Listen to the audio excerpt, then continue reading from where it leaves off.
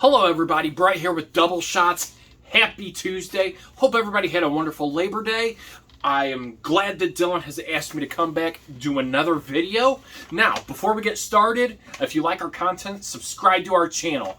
Give this video a big like. If there's something you want to go ahead and see, comment below and we'll try to get to it. Now, as well, before we even get started, I'm not getting paid by AT&T to go ahead and do this video. I am doing it based off my own opinion, research, and everything from there. I am not getting a bonus commission, anything of that nature. So, we had somebody ask our channel about AT&T's mobile hotspot. Is it worth it? Is it worth being able to have it? Going from there. So, which plan? Kind of, and they have a couple plans that include it, and it really depends on how much you get. Now, one thing when always signing up for a cellular provider, I always recommend you do your due diligence about how well they do work in your market area. We're in the St. Louis market, so we do have 5G in certain areas of our market. Other areas, 4G, 5G long-term evolution, which 5G long-term evolution is just oversped 4G LTE, to be honest. So if you see a 5G E on your phone, that strictly is just oversped 4G LTE. 5G, and really, in order to get 5G in a lot of areas, they're mid-band, or they're high-band, or they're low-band, you really, to get the best signal speeds, you actually have to be in front of their tower to go ahead and do that. That being said, mobile hotspot, it's something that you can use to virtually turn your phone into a hotspot. You can buy devices that allow you to create a network that allows you to stream on different devices, whether your tablet, your computer, your TV, as you can actually see right here, right now. And I'm actually doing this from my mobile hotspot directly, so I can stream from that. But first and foremost, a lot of things do come into play when doing a mobile hotspot. How much bandwidth you're going to be able to use, and again, that's also by your market, your area, where you physically, geographically live, to be able to get ample speeds or lower speeds, and results can vary from and to. So, over the course in the St. Louis market that I have seen so far, as of what I've been able to do for a while here, for me, it's actually worked really, really good. I've actually had really no problems. I've had minimal buffering.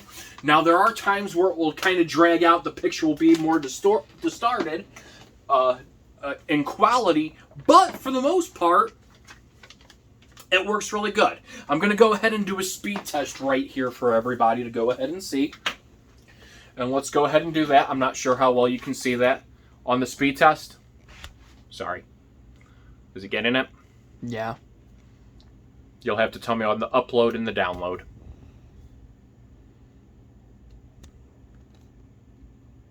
Is it going up and down, or just...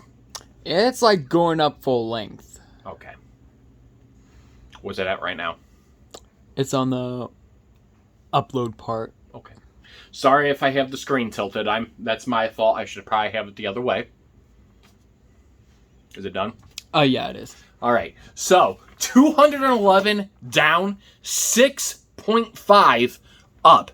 That's not bad at all for my internet speeds that I actually vary. That's better than my home internet speed itself. That's even if I had a cable provider, or if I had AT&T in my market. That's better than the speeds. Now, am I going to see that constantly? Probably not. Of course, there's going to be things here, but also I want you to notice something.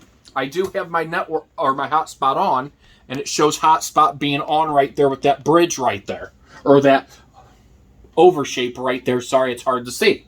So it does show it being on. I connected my Apple TV to it, and as you can tell, it is pretty good itself. Let's go ahead and go to FS2 here. Look at the load time and everything. It's virtually error-free, lag-free, going from channel to channel. Let's go to this. virtually, again, quick to load up that picture, good picture quality, and there are times, again, it does vary. Network congestion, you can have that. Now, two of the plans that you get Hotspot with AT&T are their Extra and their Elite. Now, depends on what you're really using it for. Their Elite gives you 15 gigs of mobile hotspot usage, and their Unlite gives you 40 gigs of hotspot. So depending on what you're doing, you have that extra, and it really depends what all you need in your plan as well too. The 15 gigs is very ample. 40 gigs is ample as well too. There's a lot of things that I can actually do while this is actually on the TV itself. I can have it connected to my laptop, and it's able to go ahead and be able to do any work that I have to get done on my computer, and sufficiently be able to load up my web pages and go from there. Again, though, it does vary from market to market, but it does give a very good picture quality. I will say that 100%. And also, phones are going to possibly matter as well too. This one is actually being used on a Galaxy S21 Plus 5G.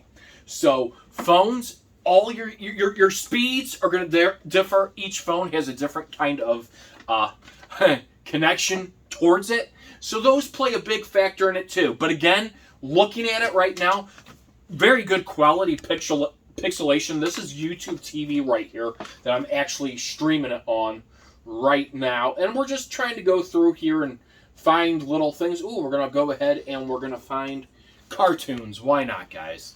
I like cartoons. Look at this. Disney Junior right here. And it's got a very good picture quality. So it can be beneficial for things that you need when, let's say, for example, your home internet goes out. You're able to go ahead and quickly access this. Or if you're on the road, you can go ahead and access to this as well too.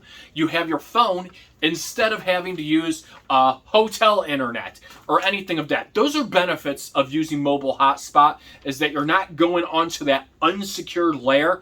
You're not having to really plug in a VPN to go ahead and have your information. You can still plug in a VPN, but it's a little more secured than a unsecured wireless connection that you haven't been on. You're still going to want to do your due diligence and making sure you're safe with all the stuff that you're doing. But then also, again, streaming is going to take up and eat a lot of your bandwidth very, very quickly. You can even play video games. I've played some video games with my mobile hotspot as well too.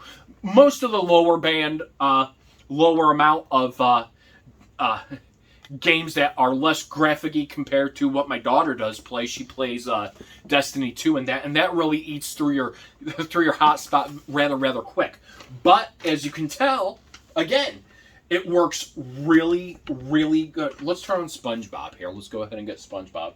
But see, look how good the picture quality as far as off of things. That's Baby Squidward, guys. Baby Squidward. What do you think about Baby Squidward, Dylan? So anyway, as far as off of things, it really does work really, really good. Let's go ahead and go Star Trek. Picture quality, once again, I'm not having a problem. We're not having that buffer. Not to say that you might not have those buffer. It depends. Network congestion, of course, they do have the right to prioritize.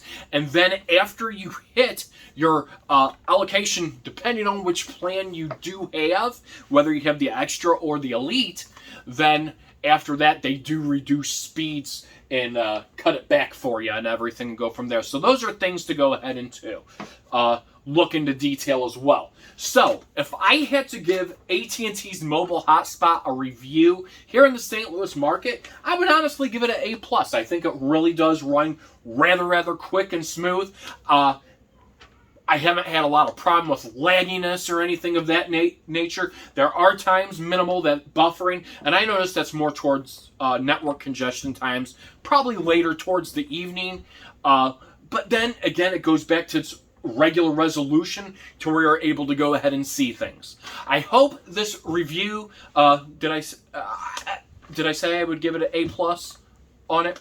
Somewhere around I would there. give it an A+, just because it really is good. Again, you're also going to want to do your due diligence. looking at what kind of phone you have too. Of course, newer technology-driven phones are going to have faster connections than other older model phones in their lineup and everything as far as on things. So those are going to play a key factor too. Plus market, how far you are away from their tower. Literally, if I was to walk outside, I could actually wave to the tower. The tower is less than half a mile from where I live. So that plays a big factor and why I could also see speeds like that as well too. On the speed test, that was really impressive, 211. I remember doing a T-Mobile one a while back, and I was almost up to those speeds with T-Mobile. So in comparison, those are two very good networks, honestly, in my area. Verizon has a lot less of that bandwidth in our area. I will say that 100%, and they have that. Their 5G kicks in and out, their ultra-wideband and everything, but I think that's more driven towards the city of St. Louis that they actually do that. But I hope that helps clarify some stuff on AT&T's mobile hotspot. Again, if you like this video, give it a big like. If there's something you want to see, comment below, and we'll try to go ahead and do that for you. And I will see you guys at the next video that Dylan asked me to do. I appreciate it very much.